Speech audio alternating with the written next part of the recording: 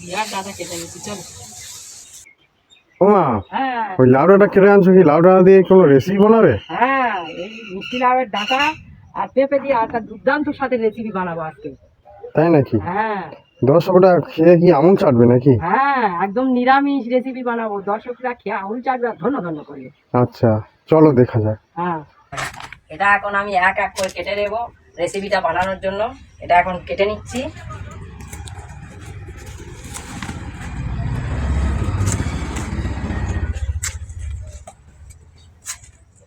খেতে খুব সুন্দর লাগবে। এখন এই এঁচোটা ভালো করে ছাড়িয়ে পরিষ্কার করে নেব এক এক করে।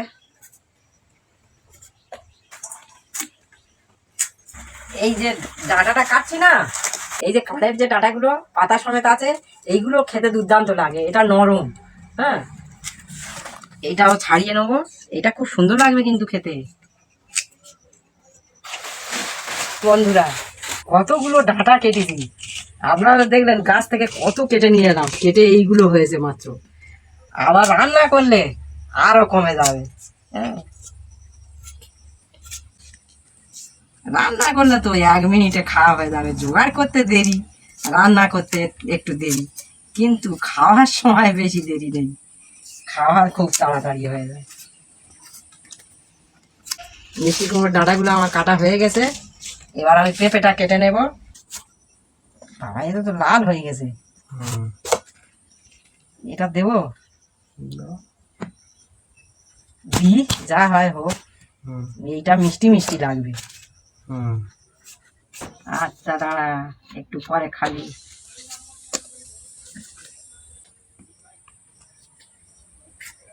দানাগুলো ফেলে দেবো। আচ্ছা,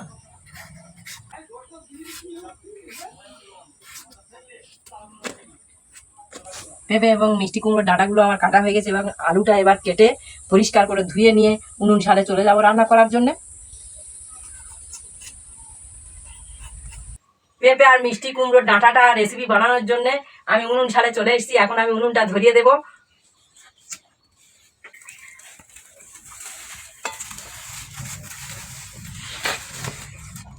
উনুন ধরে গেছে, এখন কড়াটা চাপিয়ে দেব। আমার কড়া গরম হয়ে গেছে, এখন কড়াতে একটু তেল দিয়ে দেব। দুটো তেজপাতা কেটে দেব। অল্প গোটা জিরে দিয়ে দেব। কয়েকটা চেরা করা কাঁচা এবং পাকা লঙ্কা দিয়ে দেব। একটু নেড়ে দেব। ডালটা অল্প দেব, না হলে লঙ্কা সিদ্ধ হবে। এবার দিয়ে দিতে হবে কেটে রাখা পেঁপে এবং আলু।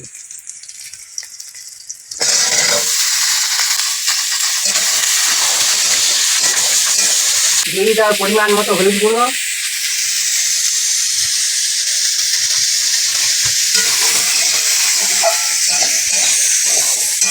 এবার দিয়ে দেবো স্বাদ মতো লবণ।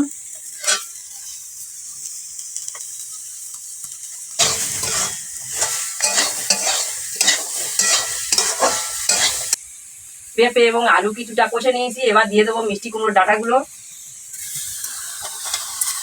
অল্প সিদ্ধ আর জল দিয়ে দেবো।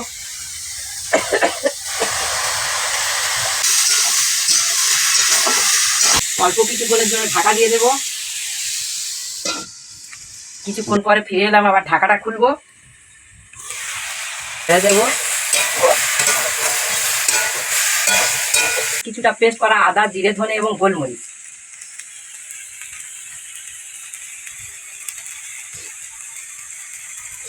দিয়ে একটু নেড়ে চেড়ে দেবো।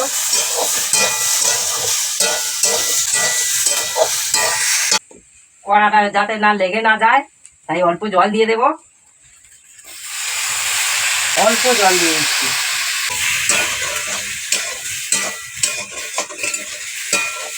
আর অল্প কিছুক্ষণের জন্য একবার ঢাকা দিয়ে দেব। আবারও কিছুক্ষণ পর ফিরে এলাম ঢাকাটা খোলার জন্য।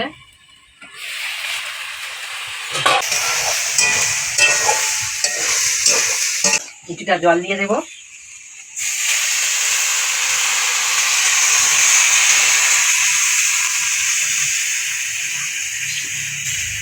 এবার একটু নেড়ে দিয়ে ঢাকা দিয়ে দেব।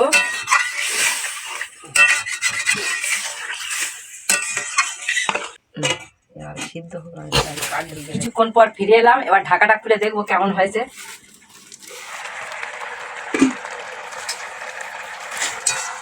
খুব সুন্দর তো হয়েছে। দিয়ে দেবো খানিকটা সাদা সরিষা বাটা, আর দিয়ে দেবো খানিকটা পেস্ট করা সাদা তিল।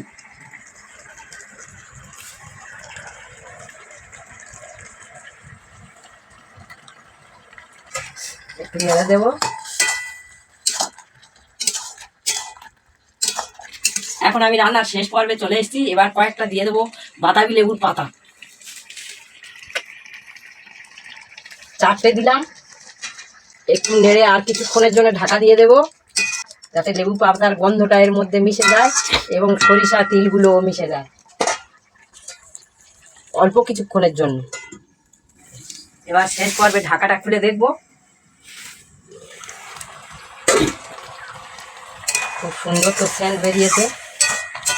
এবার নেড়ে চেড়ে নামিয়ে নিলেই হয়ে যাবে রেসিপি। হয়ে গেছে, এবার নামিয়ে ঢেলে নেব।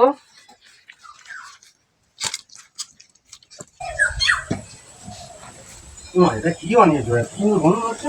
এটা পেঁপে আর মিষ্টি কুমড়োর ডাঁটা আলু দিয়ে একটা রেসিপি বানিয়েছি, নিরামিষ রেসিপি। অনেক কিছু দেখ না।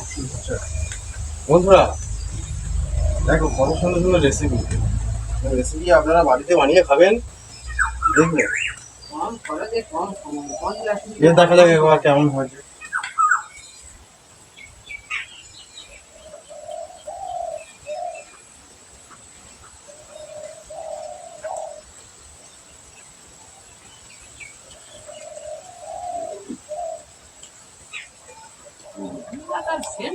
বেরিয়েছে, লেবু পাতার সেন্টটা যা বেরিয়েছে দুর্দান্ত। সত্যি বন্ধুরা দারুণ হচ্ছে কিন্তু। আপনারা বিশ্বাস করুন, একবার না বানিয়ে খেলে আপনারা বুঝতে পারবেন না। এরকম ভাবে আপনারা একবার বানিয়ে খেতে পারেন, দামি দামি রান্নাকে হার মানিয়ে দেবে। যারা নিরামিষ ভোজি তাদের পক্ষে খুব সুবিধা। এরকম কম সময়ে কম মশলায় এত সুন্দর রেসিপি বানানো যায় আমিও জানতাম না। হঠাৎ মাথায় এলো তাই বানালাম, অভিজ্ঞতাও বেড়ে গেল। বন্ধুদেরকে দেখে দিলাম। হয়েছে নিরামিষ তরকারি বলে মনে হচ্ছে সত্যি।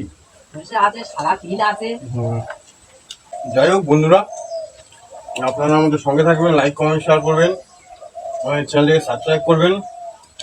আপনারা আমাদের সঙ্গে থাকলে তবে এরকম সুন্দর সুন্দর ভিডিও আপনারা দিতে পারবো। আপনাদের অনেক অনেক ধন্যবাদ। হ্যাঁ বন্ধুরা, আপনারা সুস্থ থাকুন, সুন্দর থাকুন।